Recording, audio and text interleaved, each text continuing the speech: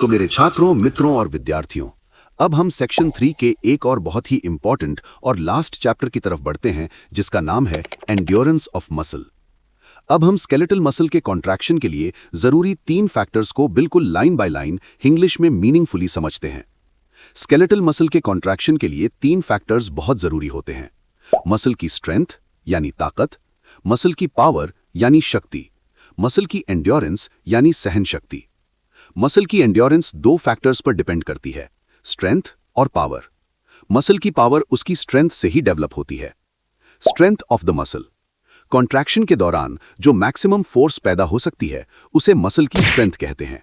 इसे skeletal muscle के cross sectional area के पर स्क्वायर सेंटीमीटर पर पैदा होने वाली मैक्सिमम कॉन्ट्रैक्टाइल फोर्स के रूप में डिफाइन किया जाता है। एक नॉर्मल मसल लगभग 3 से 4 किलोग्राम पर सेंटीमीटर स्क्वायर एरिया की फोर्स पैदा करती है। अगर मसल का साइज बड़ा होगा तो उससे पैदा होने वाली स्ट्रेंथ भी ज्यादा होगी। शक्तिमान, मां शक्ति, मां शक्ति, शक्तिमान! मसल का साइज एक्सरसाइज या एंड्रोजन्स जैसे हार्मोन्स से बढ़ाया जा सकता है। एग्जाम्पल के लिए वेट लिफ्टर्स की क्वाड्रिसेप्स मसल का क्रॉस सेक्शनल एरिया लगभग 150 सेंटीमीटर स्क्वायर होता है। इसलिए उनकी क्वाड्रिसेप्स मसल की टोटल स्ट्रेंथ 500 और 550 किलोग्राम पर सेंटीमीटर स्क्वायर के बीच होती है।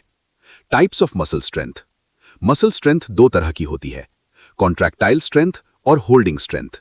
कॉन्ट्रैक्टाइल स्ट्रेंथ ये वो स्ट्रेंथ है जो मसल के असली कॉन्ट्रैक्शन या फाइबर्स के छोटे होने के दौरान पैदा होती है। एग्जाम्पल, जब कोई इंसान जंप करते वक्त अपने शरीर को जमीन से ऊपर उठाता है तब पैरों की मसल्स सिकुड़ती हैं, यानी कॉन्ट्रैक्ट होती हैं। इसे कॉन्ट्रैक्टाइल स्ट्रेंथ कहते हैं। होल्डिंग स्ट्रेंथ वो फोर्स है जो कॉन्ट्रैक्ट हो चुकी मसल्स को खींचने यानी स्ट्रेचिंग के दौरान पैदा होती है। एग्जाम्पल, जंप करने के बाद जब इंसान जमीन पर लैंड करता है तब पैरों की मसल्स खींचती हैं। उस वक्त जो फोर्स डेवलप होती है उसे होल्डिंग स्ट्रेंथ कहते हैं। होल्डिंग स्ट्रेंथ हमेशा कॉन्ट्रैक्टाइल स्ट्रेंथ से ज्यादा होती है। पावर ऑफ द मसल: एक दिए गए समय में मसल द्वारा किया गया काम, वर्क डन, पावर कहलाता है। मसल पावर 3 फैक्टर्स पर डिपेंड करती है और इनके डायरेक्टली प्रोपोर्शनल होती है: मसल की स्ट्रेंथ, कॉन्ट्रैक्शन की फोर्स और कॉन्ट्रैक्शन की फ्रीक्वेंसी यानी बार बार होना।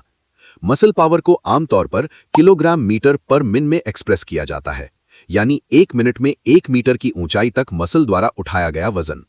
एक ट्रेन्ड एथलीट की सभी मसल्स मिलकर जो मैक्सिमम पावर अचीव करती हैं वो इस तरह है: पहले 8 से 10 सेकंड 7000 किलोग्राम मीटर पर मिनट, अगले 1 मिनट 4000 किलोग्राम मीटर पर मिनट, अगले 30 मिनट 1700 किलोग्राम मीटर पर मिनट। इससे पता चलता है कि मैक्सिमम पावर सिर्फ थोड़े समय के लिए ही डेवलप होती है। Endurance of the muscle: activity के दौरान पैदा हुई पावर को झेलने की मसल की क्षमता को एंड्योरेंस कहते हैं। यह मुख्य रूप से मसल को मिलने वाली न्यूट्रिटिव सब्सटेंस यानी पोषण पर डिपेंड करता है। मसल के लिए सबसे जरूरी न्यूट्रिटिव सब्सटेंस ग्लाइकोजन है। यह एक्टिविटी शुरू होने से पहले ही मसल में स्टोर हो जाता है। अगर कोई इंसान फैट या मिक्स्ड डाइट के मुकाबले ज्यादा कार्बोहाइड्रेट वाली डाइट लेता है तो उसकी मसल्स में ज्यादा ग्लाइकोजन स्टोर हो सकता है। अलग अलग डाइट लेने पर मसल्स में स्टोर होने वाला ग्लाइकोजन इस तरह होता है: हाई कार्बोहाइड्रेट डाइट 40 ग्राम पर केजी मसल, मिक्स्ड डाइट 20 ग्राम पर KG muscle, high fat diet 6 ग्राम पर केजी मसल।